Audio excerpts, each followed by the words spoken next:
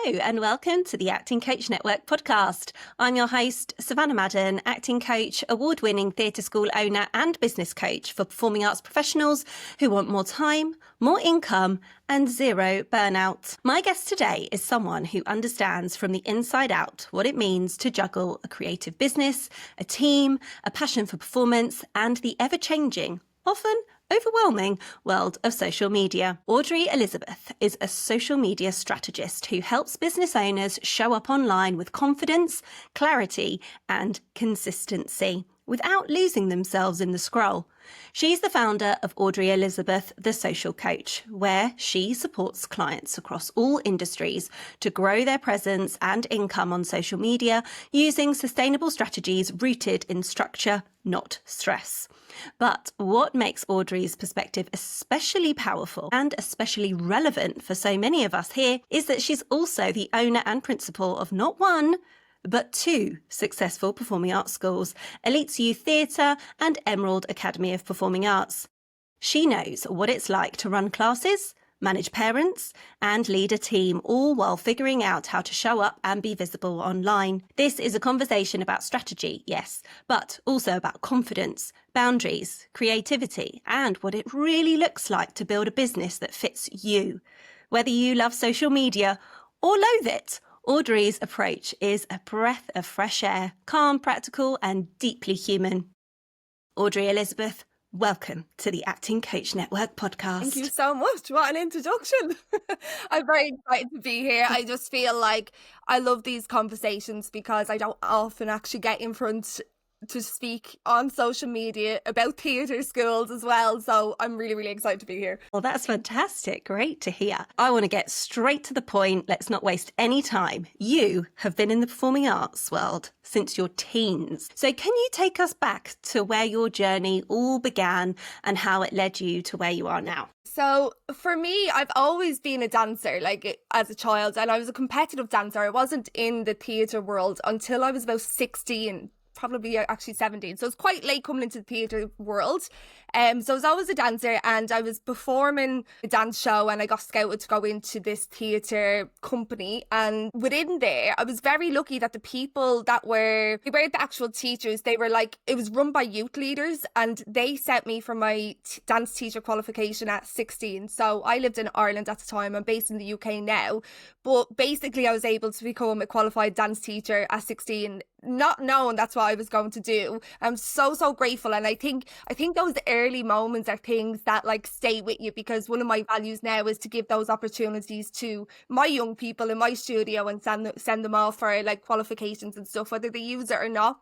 So I became qualified quite early. I kept performing until I was about 21, which is still very early to stop, but my passion was in teaching. I was teaching from a young age, helping out and stuff. So yeah, from there I actually got offered to take over a well-established theatre school when I was 17. There was 140 students in it, and I was I have no idea how to put on a show. I teach dance, we go to competitions.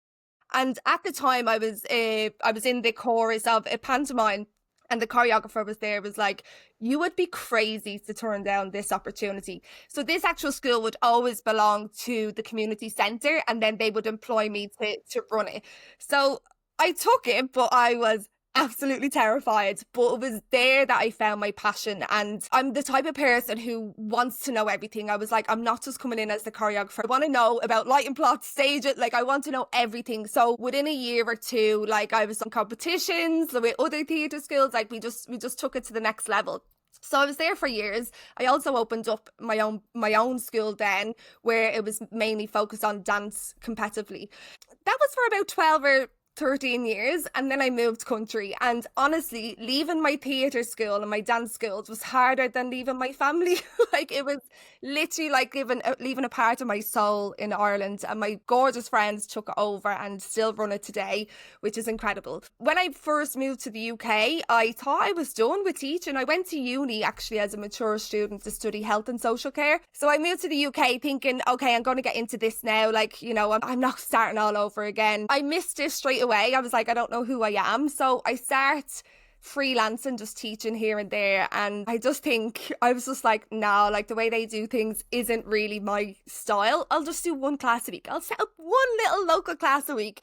And over time that developed into like 15, 16 classes a week, 2 separate schools, teaching full time for another school. And yeah, that's kind of where we're at now. So it's been, it's just always been part of my life. Like I just don't know who I am without it. What a journey. Imagine being offered a school when you're 17. That is remarkable. So we have heard all about how that came about, but it was around 2020, I believe, that you kind of were drawn to the online space. So what did draw you there and what kept you there? So I set up my skills over here. Everything was going great. I was also working part-time and I loved that as well. And this is the thing about multi-passionate people, is like trying to make decisions when you're so passionate about everything that you do. And I feel like this is going to be a through line of what we talk about today. Basically, what happened for me was a year before the pandemic, voluntary redundancy came up as an opportunity in my employment. So I took it and I was like, right, I'm just going to stick full-time teaching. That's what I'm meant to be doing. But then during COVID, the way the tax and the way the grants worked, because I was employed the year before, I was paying tax and self-employment tax as well, but I was earning more as an employee. So I wasn't entitled to any of the grants, but I wasn't an employee anymore. So I wasn't earning any money. So I literally like had zero income. I was just one of those unlucky people who... You fell through that gap. Yeah. I know a few people that were in a very similar situation. Oh gosh, I'm so sorry to hear that, luckily, Audrey. My husband is employed, so that was all good. But then he ended up losing his job during the pandemic as well. So we were really, we really were like, what the hell are we going to do? So I set up a pajama subscription box, first of all, okay? So I thought that'd be fun. Yes, I love these. Yeah, so pajama subscription, self-care, perfect for the time we were in. Like, it took off really well, because what woman doesn't like pajamas, especially when you can't leave your house? But I had no idea about running a product business because I never done it. So I went onto Facebook and I was like, how to run a product business? And I ended up joining a Facebook group which invited me into this online space. So it wasn't actually what I was looking for, but it's what I found. And I remember the person running that group, because I just had my mind blown about what I considered a business, because even though I had businesses, I never saw myself as a business owner ever. I just saw myself as a teacher, like a theatre school teacher, theatre school owner. And I think this is so important for what you do, is to, like, we run businesses, but I never treated it like a business, and was in a real place of like, what the hell am I going to do? And I just remember in 2020 just being like, I don't know how, but I'm never ever going to be in this situation again. So once I found that online space, I was like, oh, this is really interesting. I started to see how I could put more of my skill set forward. So I had a few different things. I had the pajama subscription going. I also set up, probably around 2021, I started doing a bit of social media management for a few people. But when we dipped our toes back into classes, I noticed my teens were different. And I was like, these young people are not the same. Obviously, I've worked in schools, health and social care. So I set up a TikTok and it was called The Teen Guide. And it was emotional well-being, mental health, anxiety kind of thing. And it blew up basically. And I was like, whoa, what is going on here? And it was really, really good. And it helped a lot of people, because I was in this Facebook group about the online business aspect, a bit of social media management. People started saying, how are you using TikTok? This is 2021. Businesses were like, can you help me with TikTok? Can you help me with TikTok? So I've kind of became the TikTok coach type of thing, video content coach. And it just escalated from there. So I started off as social media management, a little bit of coaching, and I opened up an agency because I didn't want to do the management anymore. I preferred the coaching. And the thing that really has kept me here is how creative we get to use our creative brains in the online space as well. And I never felt like I would find something like that again. And I had this real moment of feeling fulfilled in a way that fulfills me when you put on a show. When you're standing there and you're looking at your overall product at the end of a show. I never thought I would find that in another space. And also, first of all, my knees didn't hurt as much anymore because I'm not teaching 14 classes. So I know we'll get into all of that about building out teams and stuff like that. But really, the possibility is is probably the thing that kept me here. Is like the possibilities are endless in the online space. And I just love it. I love it so much. Amazing. Oh, wow. You covered so much there. I just want to pick out like 3 major things that I think loads of people listening will really resonate with. First of all, I think I sort of said it, but I'm just so sorry that you had such a negative experience during the pandemic. I'm sure so many people will relate to that, especially performing arts business owners who might have been in one of those loopholes that weren't really covered. But then the part where you said about performing arts business owners not treating their businesses like a business because we love it, because it's our passion. And that's something that I'm really passionate about, that I want more people to realise that they need to treat their wonderful school like a business so that they can make more money, have a bit more time to themselves to spend with whoever they want to spend it with, and to avoid that horrible, buzzword that we're hearing so much all the time now, burnout. And then also about the children being different after COVID. I couldn't agree with you more. And it's still happening 5 years later. I'm still seeing it. And a lot of students we're getting where we've just gone, oh, could we just rearrange that session? Unfortunately, we won't be able to do that face to face. Could we just do that online? And the parents have said, I just can't get my child to go online. And then the third thing about something that has kept you in the online space, about the possibilities being endless. Something else that I really want to touch on more in future episodes is all about creating additional income strands to your performing arts business so that it is a little bit more pandemic proof or anything else that might happen in the future, because everyone did so well with transitioning and putting their classes online. But obviously a lot of these young people were then totally burnt out and just couldn't engage for long periods of time with online sessions. With my business, we mainly teach one-to-one, not too much of an issue, but these enormous group classes of like dance classes, it's just not sustainable to do that for a long period of time, is it? So I love that you were like, I'm never going to let myself get into this situation again. I'm going to make sure that I've got a business that is, bulletproof essentially. And that's what's great about the online space, isn't it? That you can keep reinventing the wheel as well. You mentioned that you're a multi-passionate person, which I love that so much. You've mentioned before that you didn't think that you could be so passionate about something that wasn't in the dance and performing arts space. So what has it been like, or what has your biggest challenge been finding your voice outside of the studio? So can you talk about that and how you've built your confidence in the online space? Yeah, I think it's so different. And I can break this down into 3 kind of parts, because I think we see our people every day in your theatre school, in your dance class, whatever it may be. And we're feeding off that energy, like we were talking about, like the energy in the room, we're able to motivate and we're able to like settle a class down when we need to. But in the online space, like when you're talking to a camera, it's just like completely different. And I just think like, you're so safe in your space. Like you've built this already. You're stepping in, even if you're putting on a show and you might be a bit nervous talking at the end, but you're talking to your people on an end product. The difference with the online space is that you haven't shown that end product yet. It's earlier in the stages, and it's you. There's such a difference. I went through this as well. Like I put so much pressure on myself to speak on camera. The pressure being that I was afraid people would be saying, she has a theatre background, she's going to be great on camera. It's completely different, and I think I really want to drill that home, that if you're like I should be better than this into camera, like I'm a drama teacher or whatever it may be, it's completely different to speak to a camera than to act on stage. And people will find... Completely agree.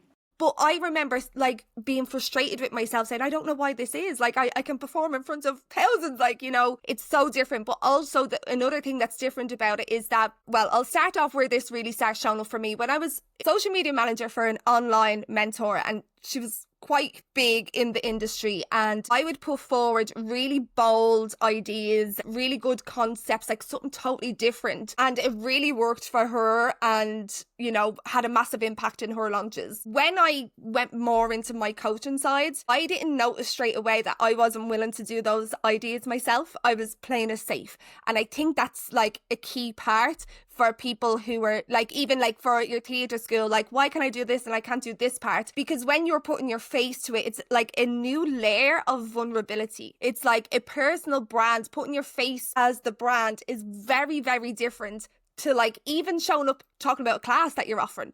it's so different, and I don't think I don't think there's enough awareness around that, and then people put pressure on themselves or like shame themselves for it. And this is like, I'm in the online space 5 years, so I've had a lot of realizations, and they still happen today. Literally a few months ago, I was like putting out a bold reveal reel, and the same patterns were coming up, like the same limiting beliefs, and it's not that they'll ever completely go away, but you just know, you catch them and you know how to help with that. Yeah, so do you think that a lot of theatre school owners particularly, and I'm sure it will translate into other sectors, but with performing arts business owners, most of them will come from some sort of performing arts background? Not all. So are used to being on stage and, as you said, performing in front of thousands of people. But as soon as they've got to show up as themselves, that's where they're like, oh, and that's where they lack the confidence. Because when you're on stage, you know, usually in some sort of persona, playing a character. I've got a client at the moment who is doubting her abilities when it comes to talking to parents and communicating with them, because she's so used to being a character in class and, you know, telling stories and things and communicating with children, that as soon as she comes to communicate with parents and has to be, you know, what she calls, you know, a professional businesswoman, she feels like, that's where the confidence lacks. So it's very interesting, isn't it? I experienced that as well. You know, this school I took over, I was only 17, but I got myself in there with the children and the students. Like, the students, senior class, were the same age as me, like, so, but all that was fine. But when I had to speak to parents is when I struggled. I'd get a rash all over my neck. Like, I had no trust in my voice at all. And I remember so vividly, like, we went to the World Performing Arts Championships in Los Angeles, and I remember pitching that to the parents and literally had tears in my eyes, like, just please trust in me. Like, it was awful. So I completely get where your client is coming from, and I'd say a lot of people are listening being like, yeah, it's so relatable, whether it's like talking to parents, maybe you've overcome that, but then like really wondering why it's so hard to like speak on camera. Like, shouldn't I be able to do this? No, like, actually, I have a funny story. I got so used to delivering masterclasses then on Zoom, everyone's on mute, and it was all good. I was in my flow, found my voice. The first time I spoke on stage and I said something with my witty personality, but when people laughed, I got a fright because I forgot what it felt like to have feedback. I was like, oh God, like I'm like, that's so bizarre. Because that's the other thing about speaking to your camera in the comfort of your own home or wherever you are, that you don't get any instant feedback. The feedback comes once you've posted the content online, and sometimes you might get really positive feedback, sometimes you might get really negative feedback, and it's how you handle that. But also you might just not get any feedback at all, and then, you know, people might not engage with your content. But also, if you think about it, when you're training to be a performer, acting for stage, acting for screen, two totally different techniques. So it all makes complete sense, in my opinion. So you also have shared a little bit that you got to a stage, and I've heard this so many times and I've been there myself, where you've lost your spark for teaching. How did you know that it was time to maybe take a step back, and what helped you to find your passion again? I always feel my answers have so many layers. I'm like, well, but really one of the first things was 2020, like coming back after the pandemic, where I found this online space and I was like making loads of money, and it was like, it felt like so much easier to make that kind of money, not the actual work, but I found it a lot easier. And I remember thinking, oh, I'm at home every evening now with my family. Like, do I want to go back to teaching this many classes? And I always had this thing that, like, when it comes to a crossroad of making a decision, that I struggle to make that final decision. And then once I do it, it's like weight off the shoulders. And I kept saying, yeah, no, I think maybe I'll even just close one skill. It wasn't really an option to get a team in. Like, I'm an all-in type of person. I was just like, oh no, like, this possibly couldn't work if I wasn't here. Obviously, that's not the case. Like, I have a team now, but that's where my mind was at. And especially if any listeners are in the early stages of the online space, I feel like you come in and you're trying to consume as much information as possible. And I remember one thing that kind of was cemented into me was that, like, you need to be all in. You need to be all in, and kind of made me feel that if I had this other business, I wasn't all in the online business. And it was almost like I had to choose. I don't know, it was a weird feeling that was like, oh, you can't be like teaching on a Monday and then like hosting for like high paying clients on a Tuesday. Like, it was ridiculous. Obviously I realized that is ridiculous, but I did have this moment of no, I'm going all in on this business. So at that time, one of my skills, I decided to bring in a team, and I think the way I navigated it was having a very long transition period. So we actually put a show on together in transition rather than just having a term transition, so she could see how I put the actual show together as well, not just how classes are run. And that went really, really well. So when we came back, it was a fresh term, it was a fresh show, it was a fresh everything. So it made that a lot easier. But I definitely had struggles with finding the right people. I think my biggest advice there would be is, I think I probably put a lot of pressure on teachers to be as passionate about it as me, like, but it's my baby, and it's like, I didn't realize straight away, well, this isn't but like, you know, they're not going to have that same. But if you can find someone trustworthy and shows interest in where the school is going, oh my gosh, cling on to them, because it took me a while to find the right people. And then the second time, so that was fine. One school, I have a team in place, everything was great. So my other school is a competitive performing arts school. So we put on an hour-long variety show, like all in, multidiscipline, and we compete against other hour shows. That is my niche. Like, that is what, like, I love, because you're coming up with wild concepts, and like, it's just amazing. I love it. And in 2023, won that event. So we went to Ireland and we won the whole thing. And that, I was running that school with somebody else, and we ended up having a business partner split, but it wasn't pleasant. And it was that was the second time where I was like, I don't want to do this. Like, this isn't worth my energy, my time. Like, I had a confidence knock, and I was just like, I can't do this anymore. So I made a promise to myself that the students in that school had been with me for like over 10 years. I was like, I'm not going out on a negative. I'll do one more year, and we'll have a great fun year, and then we can finish in a nice place, you know. But during that year, I found my spark again, and I was just like, no, this is what I'm building. I actually had to rebuild, because I lost a lot of students during that time as well. So I rebuilt, restructured, have another team, like more people in there helping me as well, and just like so grateful that I didn't give in on a negative time. Like, it would have been very easy to say, no, I'm done. So if anyone's ever like thinking, no, I'm done, like, just, I always say, I'm not finishing on a bad note. Like, it's something you've done for so long. Like, I want, not even just for the students, actually for me as well, because that would be like the end of my teaching that I'm doing for, we won't calculate the years, but a lot of years. That was like, no, like, this has to end in a way that feels good. But I actually found my spark again. We're not closing. I love that. And what advice would you give to someone struggling with thinking about building a team? Because you said, I didn't think at first that it would function without me. And I think that is absolutely every single theatre school owner's concern when they start to build a team. It was mine, and I didn't need to worry. But if there's a person that's a bit of a one-person band at the moment, they're the only teacher in their school, what advice would you give to them thinking about building a team now? I think that like having that transition period, like bringing people in with you into the classes, is what got me over that. Like, obviously there's loads of strategies that you could do, but literally the thing that works for me is bringing somebody in alongside me, and then I would slowly step back and they would do a little bit more, but they were picking up on how I like to run classes as well. So they were bringing their new energy, but also some of the like values of mine as well. And I think that's important, is to align with somebody that has the same values. Like, when you think of all the different types of schools, like, they all have different reasons to be great, and they're all great for different things. So you want to make sure that that teacher is in that same alignment. And obviously, like, one of the best things about it has been, she's a lot younger than me. Like, so coming in with that freshness was great, because like, we may think we're the best, but it was just so good to have like a fresh pair of eyes and a fresh like energy coming into the school, new ideas, new things. So yeah, my advice definitely would be to bring them in and let them co-work alongside you. I know it's not always possible depending on finances and stuff.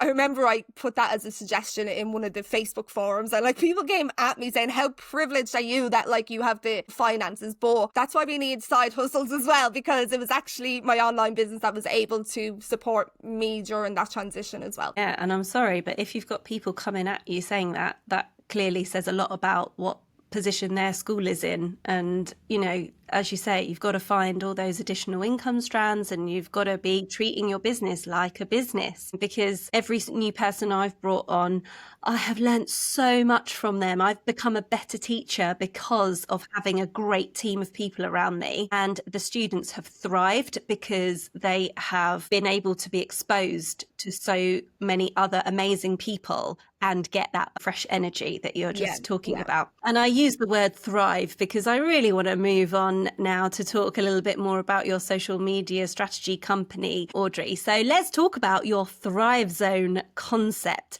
Tell us, what is it? And how can creative business owners find theirs? I love how you're so theatrical in your delivery. I love it. MT girl through and through, darling. That's it. Love it.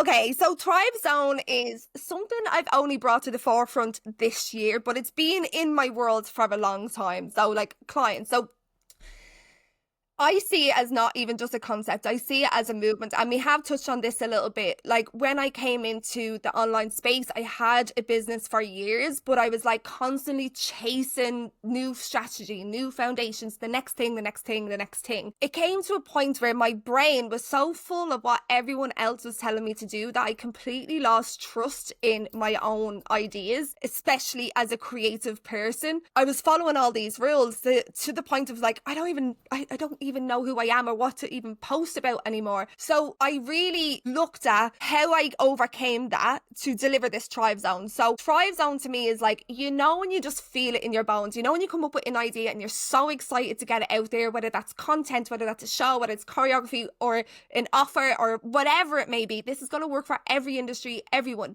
and you feel it and you're so excited to do it. What has happened for a lot of online business owners is they still have that, but then they run it by ChatGPT.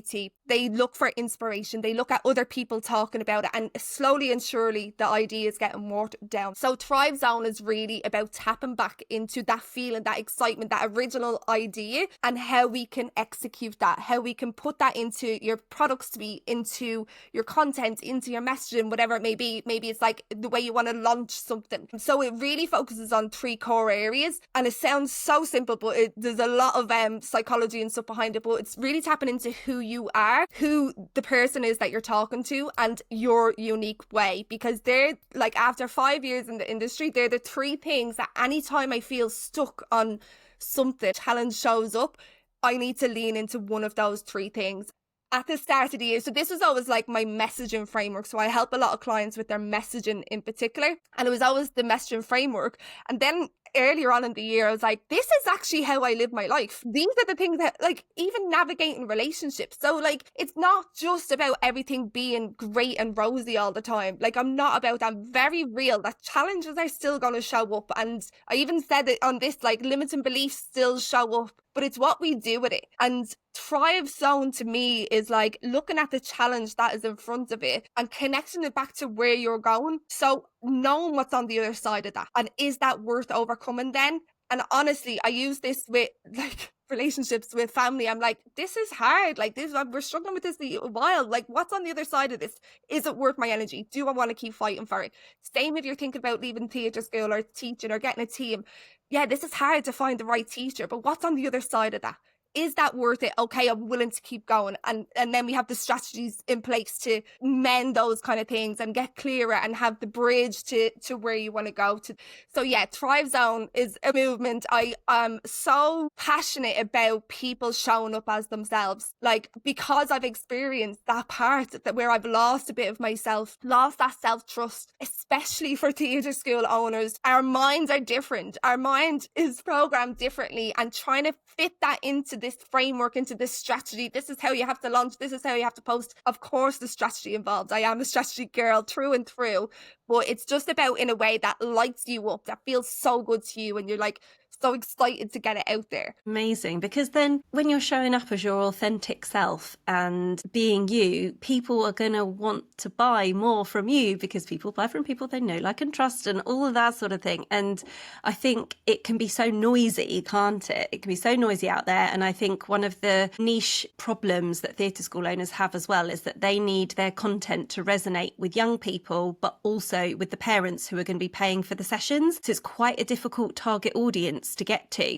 It's just so great. There's so much passion there, Audrey. I think people would just be able to get that from you, even from an online call with you. Do you know what I mean? It comes through so well. But obviously you've coached so many people on their marketing and showing up confidently. So is there anything else that you think really helps people feel more like themselves when they show up online? Yes, I honestly, it's looking at the things you're doing that's stopping you. So a lot of times it's comparison. Like, if you're thinking of a concept or an idea or a new class or whatever it may be, one of the first things we naturally do is go look at somebody else who's doing that. What way is she saying it? And it's same in online business. You're looking at other sales pages and comparing. So definitely pulling back on consuming content. And also, I think as well, allowing space for your own ideas to come through. Like you said, it's so noisy online. You can literally get dopamine hit after dopamine hit. And we're actually not giving ourselves time for ideas to actually come through, especially for people listening who are theatre school owners. Like, we know ideas for shows and concepts come at the most random times, but then when we try plug that into marketing our business, we sit down with the laptop and the notebook and we're so focused on it and we're like, oh, I don't know what to say, and it becomes really stuck. Where I think actually if you just pull back, stop consuming other people's content and really allow space for ideas to come up. But on a more tangible, it's being able to know what you bring to the table. That's probably the biggest thing for me, being able to show up more boldly. My content is quite bold, especially if I'm revealing a new offer and stuff. A limiting belief that comes up for me is oh, who does she think she is? That's what people are going to say. Who does she think she is? And I've always had that limiting belief. Earlier on this year, I released a reveal that was quite cinematic, and I released a documentary that was a docu-series that really went through all my limiting beliefs, all the things I had to unlearn in the industry. And the trailer of it was quite bold, and I remember thinking, oh, they're going to be who does she think she is? And then I had to tap back into my own thrive zone, one part of it, what makes you different. And you need to be able to look in the mirror and say, this is who I am. You need to be able to answer that question. Who does she think she is? This is who I am. So, and it goes across any industry, any niche. What is it about your school or your classes or whatever it may be that is different to somebody else's? What are you bringing to the table? And when people say, what makes you different, it's not it needs to be something that no one's ever heard of. I think that's helpful as well to know. It's not something wildly out there. But yeah, to show up more as yourself is really understanding yourself more and what you bring to the table, and less comparison, and allowing that bit of space for ideas to flourish. Comparison is the thief of joy, isn't it? So I love that phrase, and I tell myself that quite a lot, because I'm not too bad with the comparison thing, but I do sit a lot and think, I don't know what I'm doing. I don't know what to say. My next question was going to be, what would you say to somebody who's thinking, I don't know what makes me different? But I feel like you've answered that, because it doesn't have to be wildly unique. It can be similar to what other people are doing, but you just have to tap into your values. So even as you were talking there, I was thinking, yeah, I think I've got some other ideas there. Yeah. just in the little 10-second moment there. Right. I think sometimes if you are saying, I don't know what makes me different, sometimes you can't see it because it's so second nature to you that you actually don't even know it's a skill. That is such a good point. Yeah. Yes, because we think, because we're in our niche all the time, we just think that everybody knows that. And the amount of times I've said things to people and they're like, oh yeah, good point. And vice versa. You've gone, other people don't know that, do they? Yeah. So, honestly, and such a good point. So if you think about things that people do say to you, maybe it's parents, maybe it's students, maybe it's other schools, whatever it may be, just if you start looking out for that, what are they saying beyond, oh, she was great in our show? Do you know what I mean? I love the way you do this. I love the way she comes here or he comes here and feels this. And you will start to see threads and you're like, oh, I've never really led with this. I've never really. So I know a theatre school that I work with, they have a massive focus on community engagements, and going to different events and nursing homes and festivals. And there was none of that in the content. It's a very close-knit community. And I'm the neighbourhood needs to know that is a value of yours, because there's other schools who I don't do much in the community, to be honest. So that's a difference right there. And she never spotted it. And she was like, oh yeah. And I'm people want to join because you want to take part in the community events. So it could be something right in front of you that you're just too close to seeing. Yeah, so thinking about what people are saying to you outside of like the obvious result you help people get. Yeah, getting that external feedback is so important, isn't it? One of your phrases, Audrey, has been the challenge is the way. So can you share a time? You've already shared some great challenges for us to learn from, but can you share a time that felt especially hard but led to something really important or really unexpected? I think the hardest challenge, and I have touched on it a little bit, but the hardest challenge I've ever gone through was the business partner split. Like, because it knocked me for six. It was unexpected. It was a bit of a hate campaign. Like, they tried to tarnish my name, all of this, and it knocked me so much that I didn't actually realise that kind of leaked into my online business as well. I was still showing up, I was still selling, I was still serving my clients, but that boldness, that edginess was dampened for a little while.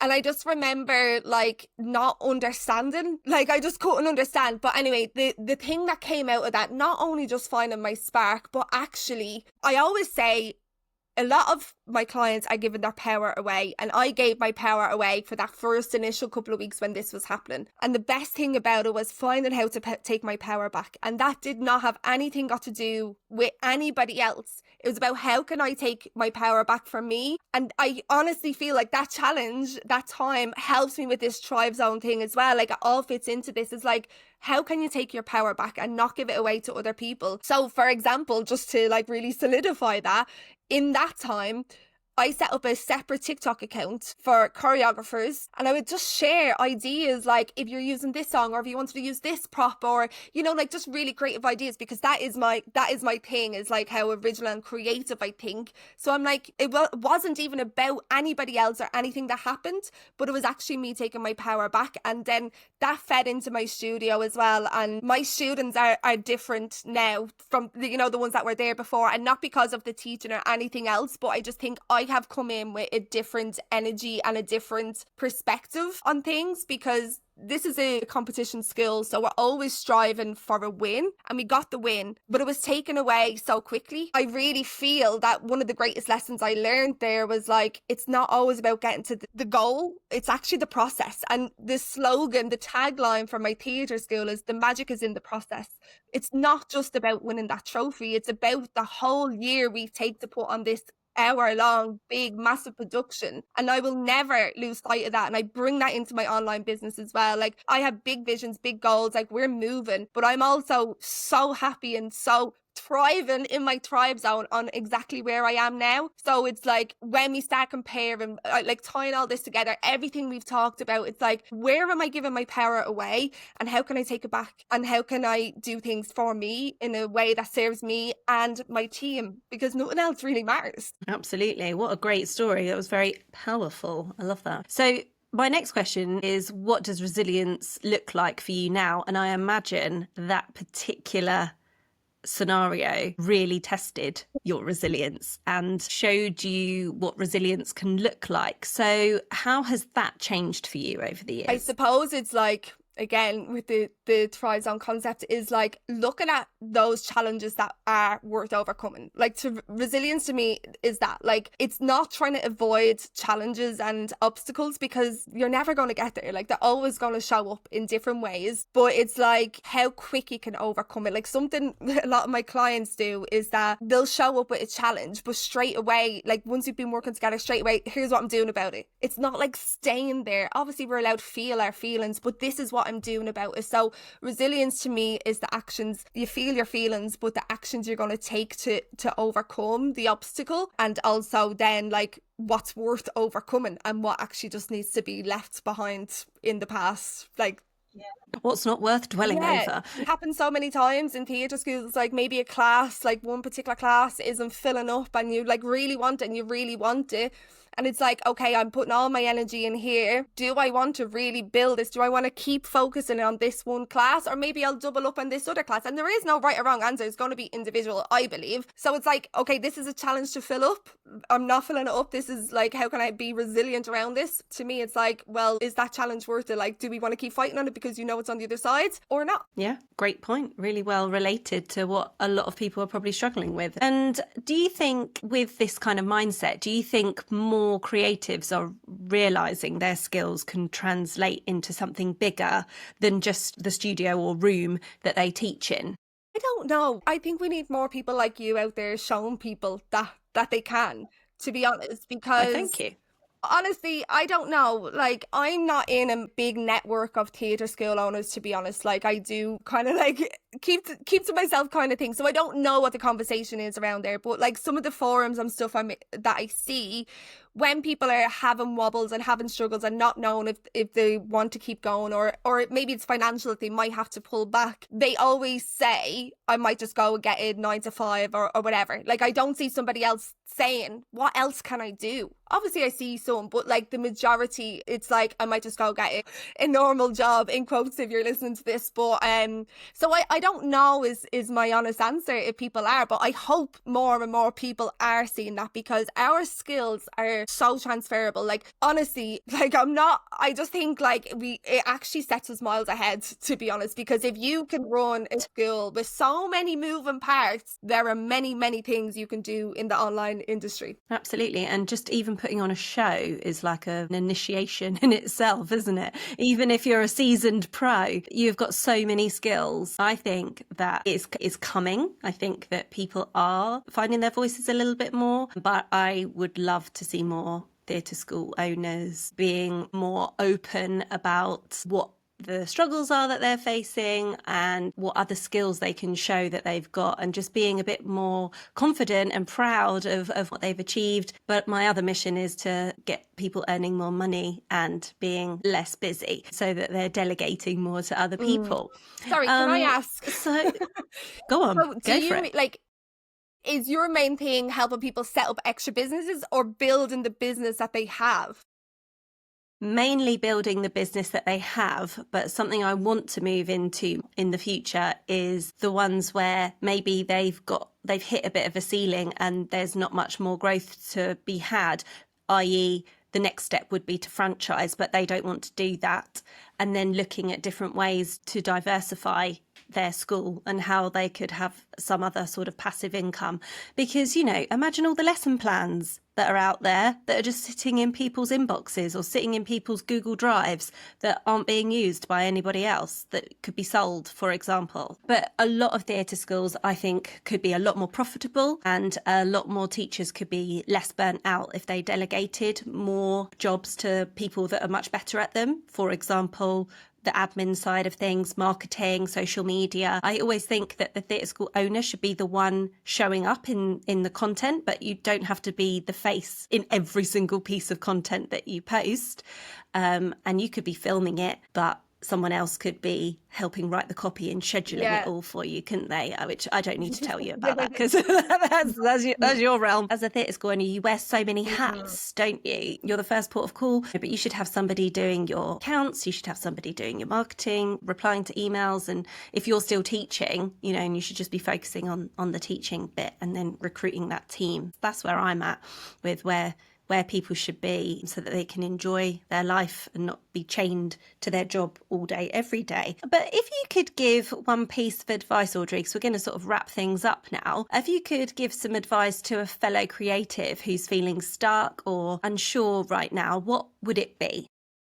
I think anytime I feel stuck or unsure, it's like, how can I get that clarity? And that can be a different thing, a multitude of different things, like booking a 1-to-1, a power hour. Like, there's people like me, Savannah, like this is what we do, like a clarity call where there's so much can be done in that 1 hour to help you become unstuck. But also, if it's in something new or something you're trying within your business, I think a lot of times we can just only focus on the end goal because we're used to like producing shows and that is the end goal. But when you're trying something new, there's so many moving parts and you might not have the answers to them all yet. So sometimes we need to just take it step by step. You might be stuck in getting it to the end thing, but you might know how to make the next thing happen. So maybe it's moving something into an online space, but you can't figure out all of the tech yet. You don't need to figure it all out in one go, just step by step, slowly, surely. So it's finding clarity and taking things step by step, because you don't have to have all the answers right now to move forward, just bit by bit. Honestly, if we had so much more time, I've been through so much in the last 5 years, and I just want to be the evidence of someone who didn't treat their theatre school like a business. Wasn't even much profit there. I paid myself a wage, basically. It wasn't scalable, to someone who came into the online space as social media manager, worked their way up, and now like serving hundreds of clients, doing something that I'm so passionate about, as someone who didn't trust their voice, as someone who voice was shaken when I was sharing my first video. Like, I really just want to, a lot of people say, oh, but you're so confident, like you're so confident. Trust me, I was not when I first came on. So I really hope that resonates and gives somebody oh, she can do it, I can do it, because I was terrified. I think that is truly inspirational, Audrey. I think so many people will take so much from that. They will really resonate, they will feel really seen and will feel really reassured that they're not the only person. And I think it just calls for getting you back on, really, to do another episode at a later date to talk about that angle instead, you know. But Audrey, honestly, thank you so much. This has been amazing. So many nuggets of wisdom. You've been really generous with your time and your advice. So thank you so much. Where can people find out more about your work if they'd like to connect with you or work with you? Where can we find you? The best place to find me is on Instagram at Audrey_the social coach. And if you want to experience some of my work, I have a 2-part masterclass that I think is perfect for anyone who's like looking at their marketing, looking at the way they're showing up. So it kind of covers your leadership. So like how you're presenting yourself online as the school to go to, or the class, or whatever it may be. Because a lot of times we like so afraid to be bold that we dull down actually how bloody brilliant you are and how good your school is. So it really focuses, it's called Turn It Up. So it's turning up the dial on your leadership, your authority, and your content, and the message behind your content as well. So it's a great place to look at. It's 2 masterclasses and there's 2 weeks worth of content prompts then as well. So it'll give you a real taste of my world and like that energy, that Thrive Zone energy that I'm always leading with. But if something has resonated, do come over and DM me, like, because as I said, I don't talk to theatre school owners that much, so like I love the chats. Amazing. Clicks, link and purchases immediately. We'll put all of that in the show notes, Audrey, so that people can come and find you. Thank you so much.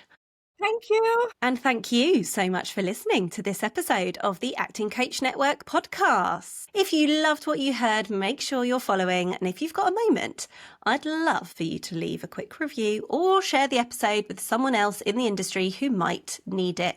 You can find me over on Instagram at the Acting Coach Network, where I share tips, behind the scenes content and support for growing your coaching business or creative career in a sustainable way. If you're curious about working together, you're very welcome to book a free 15-minute call with me, and you'll find my latest free resource linked in the show notes too. I'll be back soon with more real conversations, expert insights and tools to help you build a business you love. Until next time, keep going, stay kind to yourself, and I'll see you soon.